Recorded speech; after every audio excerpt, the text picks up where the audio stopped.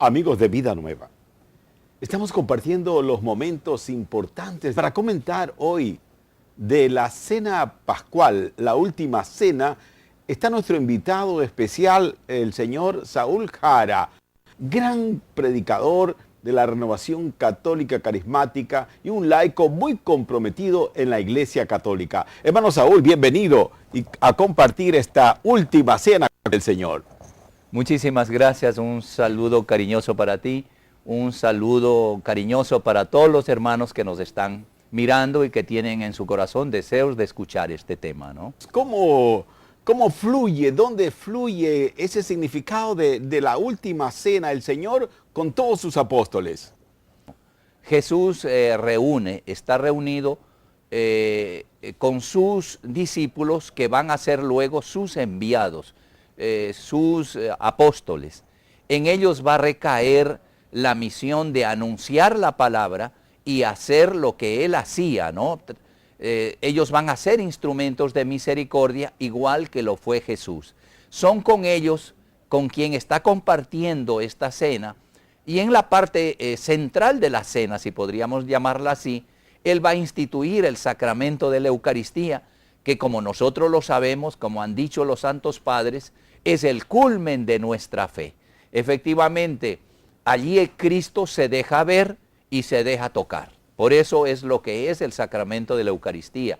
Aparece el misterio ese de los que están reunidos para ser enviados y base de la misión de la Iglesia, y aparece el misterio de la sustanciación en el pan y en el vino de parte de Jesús para ser vida nuestra. Qué maravilloso esta última cena que viene de estas raíces judeo que luego pasan a ser judeo-cristianas, ¿no?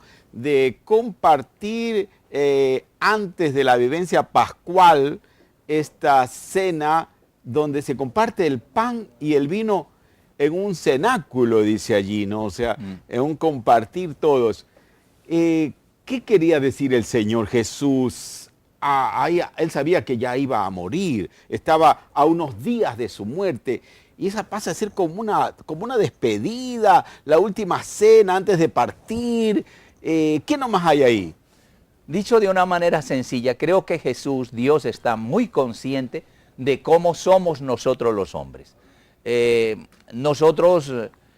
Aún nuestra fe necesita ver señales, necesita ver prodigios. Estamos llamados a creer en Él sin verlo a Él, y estamos llamados a creer en sus bendiciones aún sin antes de recibirla. Pero Dios conoce cómo somos nosotros. Cuando Jesús estaba ejerciendo su apostolado, la gente iba en busca de Jesús, quería ver a Jesús, quería tocar a Jesús y dejarse tocar por Él. Entonces, Dios de alguna manera se queda, ¿no? En la persona de Jesús, se queda en la presencia del pan y del vino, se crece especialmente en la experiencia del banquete para dejarse tocar por nosotros.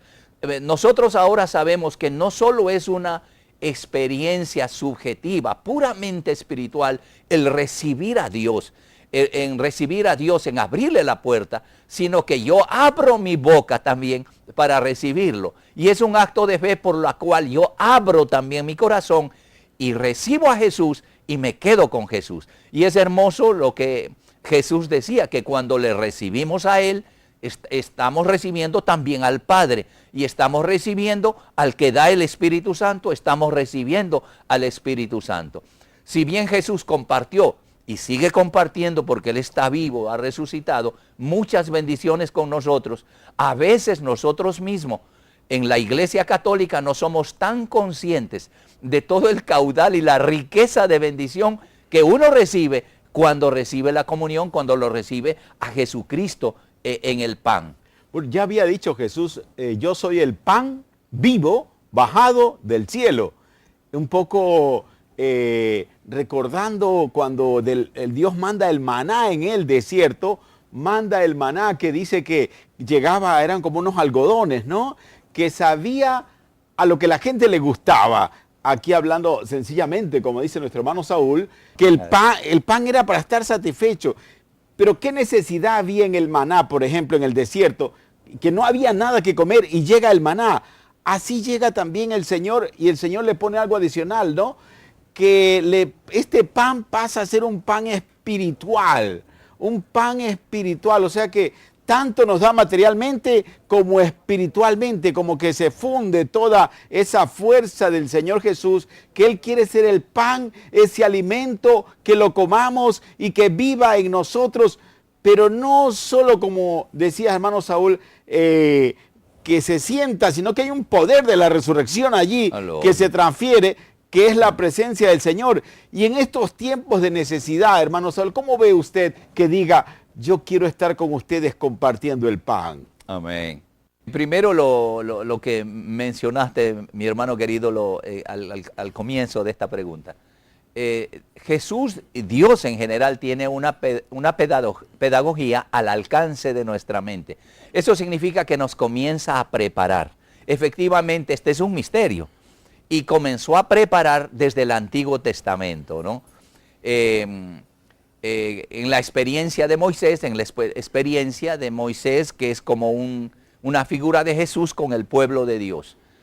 Dios obró mucho a través de Moisés y casualmente Moisés fue un instrumento para que por medio de la fe este pueblo se pudiera alimentar, sea calmada su sed y sea calmada su hambre temporal mediante el pan del maná, ¿no? Que en ese tiempo recibió.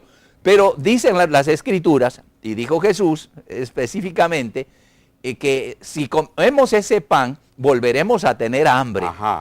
Pero ese pan era una figura, aunque era un caso extraordinario, no era algo ordinario, pero era una figura de lo que iba a venir después. Pero viene Jesús, ¿no? Esa es la esperanza. Sí. Y esa multiplicación es una repetición un poco de la experiencia del pueblo del maná.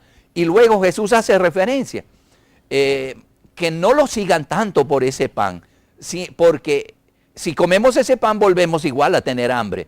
Pero si comemos del pan del cielo, ¿no es cierto?, recibiremos nosotros la vida. Y él acaba diciendo, yo soy el pan vivo bajado del cielo. Es pan, pero es un pan diferente. Es un pan que tiene vida. Es un pan que da la vida. Que da la vida. Y de Maús, que también dice que reconocen que Él es el Cristo cuando estaban compartiendo el pan, hermano Saúl. Y a eso viene después en el tiempo de la iglesia. Yo digo, bendito sea Dios por aquellas personas con actitud todavía de asombro, ¿no? Que viene de la fe, que pueden descubrir, que al creer en Dios pueden creer en lo que Él dice y pueden creer en lo que Él hace.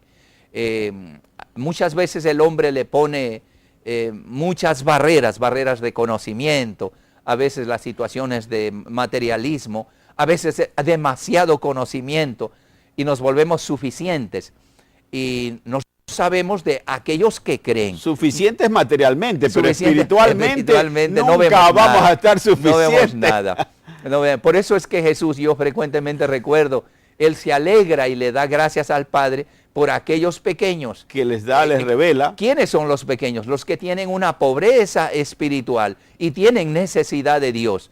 Y cuando Dios se revela, simplemente ellos le aceptan. No tienen preguntas, no tienen barreras. Pero hay dos cositas, hermano Sol. Esto que estamos compartiendo, ¿no? La Santa Cena, que es la institución del sacramento de la Eucaristía. Pero muchas veces vamos a la iglesia, compartimos esa última cena, digamos así, la Santa Misa, pero como que no pasa esa fuerza revolucionaria, esa presencia del amor, esa presencia del Señor Salvador allí, sino que pasa rutinariamente, hermano Saúl. Es algo que tiene que preocuparnos y es un asunto de todos los comprometidos en la iglesia, comenzando desde los pastores, los laicos comprometidos. La iglesia que está solo sacramentalizada, pero no está evangelizada, no va a comprender en la medida que, al menos para el comienzo de la relación con Dios, necesita comprender.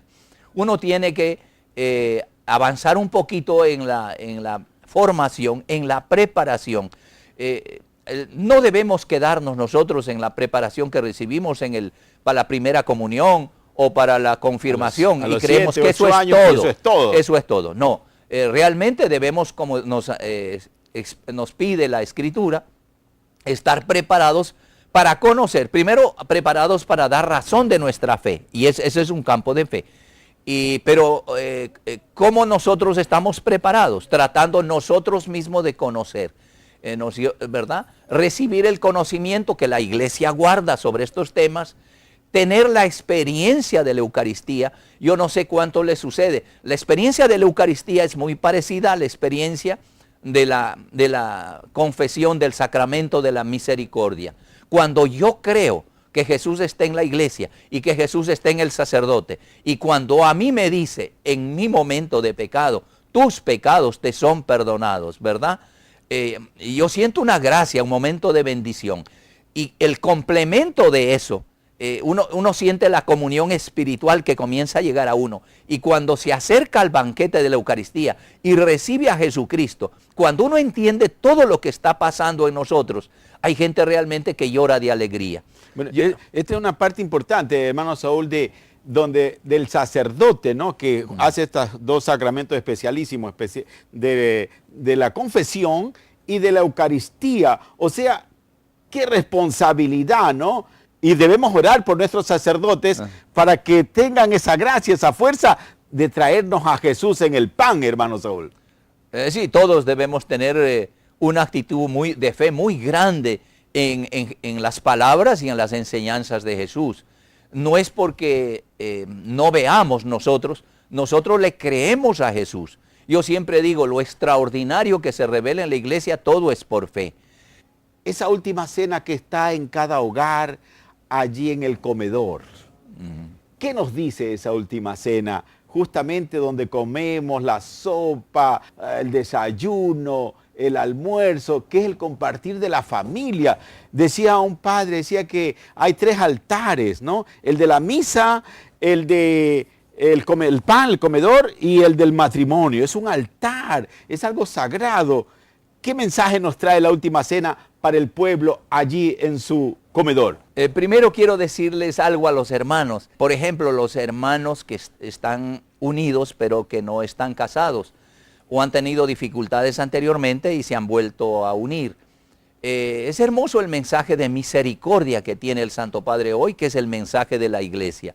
Ustedes no pueden recibir a Jesús en el sacramento, ¿no? En la Eucaristía, en el pan, pero lo pueden recibir espiritualmente. Quiere decir, nadie se queda afuera. Del amor de Dios. Cualquiera que sea la situación del hombre, si se arrepiente de su situación y se vuelve a Dios y quiere hacer la voluntad de Dios, puede hacer la comunión espiritual. Y eso lo pueden hacer todos. Esa es una aclaración. La otra es una experiencia hermosa, la experiencia de familia, de una familia creyente. No olvidemos lo que dijo el Señor, donde 2 o más están reunidos, yo estoy en medio de ellos. O sea, hermanos, ¿llegará el pan o no llegará el pan a esa mesa cuando están confiando en esa última cena del Señor? Bueno, naturalmente no llegará al pan que nos estamos refiriendo, el pan de vida, el pan de la Eucaristía.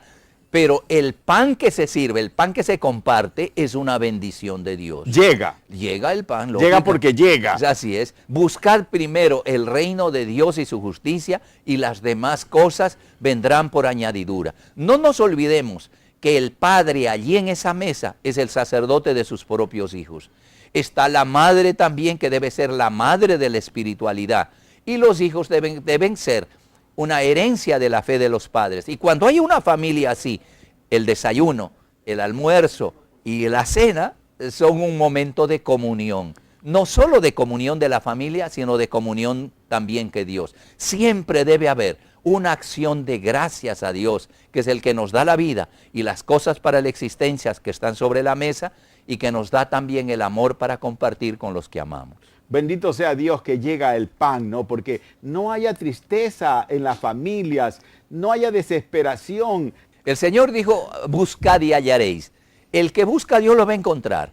Y el que busca las añadiduras de Dios las va a encontrar también. Dios tiene diferentes maneras para bendecir a sus hijos. Bueno, qué lindo entonces esta última cena que usted tal vez tiene en su casa, en su comedor, y que también le lleve a participar de la Santa Eucaristía en su iglesia, en su parroquia, con toda fe y devoción, con toda humildad, que usted está en manos de Dios como barro y Dios le está creando, haciendo una criatura nueva. Gracias, hermano Saúl. Gracias, mi hermano. Gracias, queridos hermanos.